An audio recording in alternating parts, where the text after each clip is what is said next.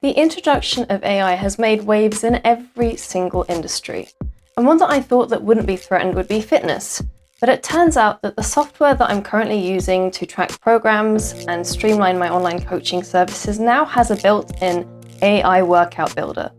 And naturally, I was curious to try it and see what would happen, and to know if this was genuinely going to be something that could threaten my career as a coach. It turns out that from what it produced, I could see exactly where it has its place and where it genuinely doesn't.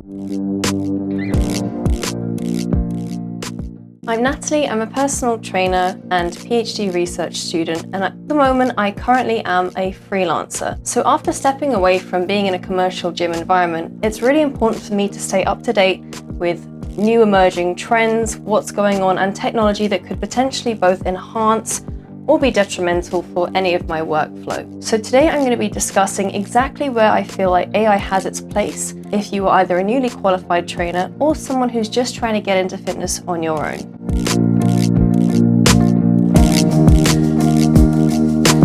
So when I opened up the software, I chose a client at random. She had typical goals that most women have, which was to lose some weight, build some muscles. Overall, she was trying to get back into the gym.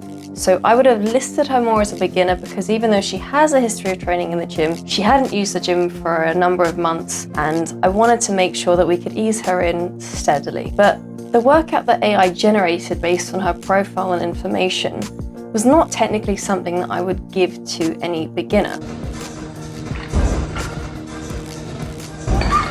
And what it generated instead, when I gave it a goal of doing a hinge focus day with glutes and quads involved, it gave me 3 squat patterns, 1 hinge and 1 single leg hip extension exercise, which is not necessarily a bad thing, but would I necessarily say this is optimal for a client? Probably not. So the first exercise it chose was a barbell back squat, which for a beginner is quite a technically advanced exercise. Having a barbell on your back is much harder to manage than, say, doing a goblet squat, which is typically what I begin with because you can manage loads easier, teach positioning, get someone moving better before you then progress them to something which we want to essentially load.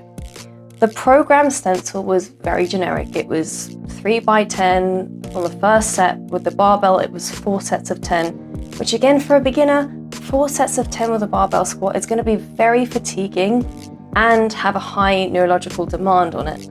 So I would assume that they would be pretty fatigued after that. So then going on to a workout where we've got another squat, which was a banded squat for 2 sets of 15 reps.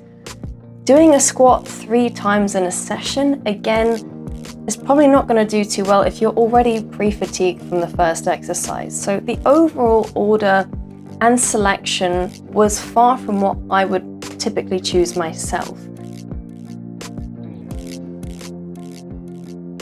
Doing a banded squat at the end of the session is not going to look as pretty, especially if you're pre-fatigued. We'd like to see some variation in the movements and also make sure that we are hitting all multiple muscle groups during the session, especially if it's a lower body dominant exercise. The banded squat could have easily been substituted for a knee extension or a hamstring curl or even a 45-degree hip extension or hip thrust if we wanted to. But I can't reason with the program, and while AI tried to predict what I would want it to do by choosing only the exercise that I selected, it actually moved further away from what I would actually do in practice with a client. So unless you have experience in the field working with clients and you can understand and identify this mistake or these changes in programming, you're not going to get the best results for your client.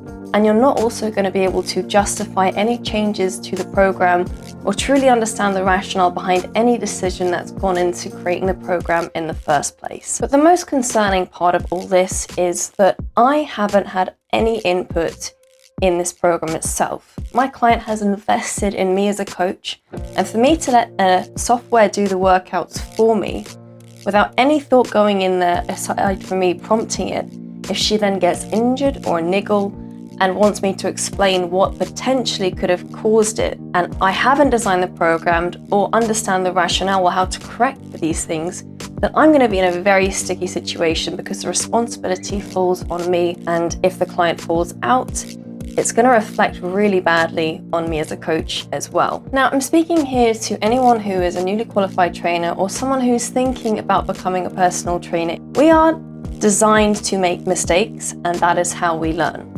I didn't become a good coach initially from telling people what to do, giving them instructions. I had to make mistakes. I had to understand what a bad cue was, what bad form looks like, how to understand if there's something going wrong and how to adjust someone. Because these are skills that you can only learn from practice.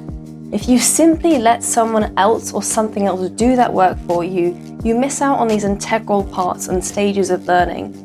And essentially, you're not going to improve as a coach.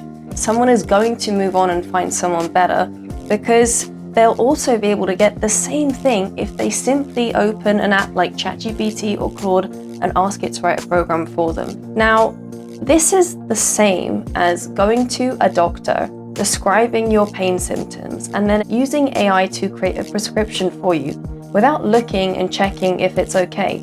Would you feel entirely comfortable with that, or would that doctor be doing you a disservice? The doctor needs to have that oversight to make sure that it is the right protocol for their patient. Otherwise, that could lead to potential complications later on. And as the doctor, you are solely responsible for your patient and caring for them. What is the difference between them paying you and using a software for free? There's not going to be much, because your individual skills and personality are what goes into the program, as well as your ability to coach someone. So if you can't provide that for your client, or they don't see any improvements in your skill sets or your ability to listen to feedback and apply it, then you're not necessarily going to have clients who stick around forever. Now, let me be clear about something. I am not anti-AI at all. I actually think it can genuinely help people. And for me, it's been incredibly valuable to enhancing my workflow in specific areas. For example, I used it to create a spreadsheet for a number of my online clients, which included a detailed nutrition tracker, a meal plan. I wanted the workout plan to also be in a specific order. So a lot of these things and tools would take me a long time to do it from scratch, just using Excel. So instead, I prompted it to create the spreadsheet for me. And then it took me over 2 weeks to individually go through the formulas and make sure that they all added up, and to make sure that I actually understood the spreadsheet and didn't just hand it out like a flyer to my clients and was like, here you go, it's perfect and working. So yes, it will enhance workflow in some areas, but again, you still need to work with it or understand how you can use it to enhance your business and enhance your workflow overall. Not simply just give it a prompt, put the spreadsheet out there and expect it to do all the work for you. And that's the kind of relationship you want to have with AI. You provide the expertise and it does a lot of the tasks for you. You don't want it to simply do the work for you and become the mind and the brains of your business. It has to be the secondary role. Now, if you're not a trainer and are using AI to build your program, I totally get it. It's free. You can select exercises based on what you want to do. But what AI can't tell you is if an exercise that you love is causing you pain, to stop doing it. It can't tell you that if you're struggling with back pain and you're competing in Hyrox, it gives you a physio corrective program and you think that you're all good to go.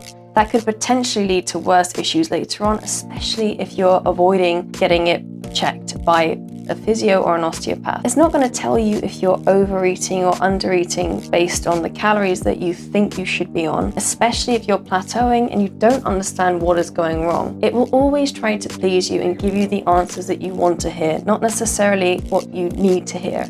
And that's where coaches come in. They'll be able to see if your movement is getting a bit more sluggish, you're reporting that you're feeling more fatigue, they'll deload you. They might give you a refeed during your diet to make sure that you can come back and you have that psychological break. All of these skills come with good coaching and timing and expertise, which is essentially invaluable, especially when it comes to knowing that AI is going to give you a good guideline and guidance, but it's not going to be able to look into the minutiae of things and tell you specifically when there's a subtle change in your movement or something might need to change.